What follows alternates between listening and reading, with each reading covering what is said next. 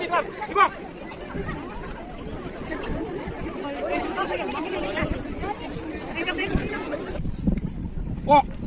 По плану школы проводим азыр өткізіп жатқанымыз эвакуация, тренировочный. То есть азыр бізде жер титіреді, землетрясение. Ошолдон сигнал бойынша 3 длительный звонокто тез ушул жерге жетип калышыбыз керек. Бүгүн азыркы чыгып келгенибиз өтө начар. 3 минут 30 секунд. Эгер де силер билсеңер, былтыр мурдагы жылдары 2 минут 40 секундта да келип калчубуз. Аккуратно силер өзүңөрдөн чыгып кетпейли, аккуратно бияка келип. Бул легенде отурушка жаңга турасыз. Легенда боюнча эки окуучу кызыбыз лестницанын астында бирөө басына таш тийип, канап кетип, бирөөнүн колу сыныптыр. Эми эки медсестрабыз оказывает медицинскую помощь. Приступить к отработке вопроса. Так, силер жардамдашып, жанында кармап тургула.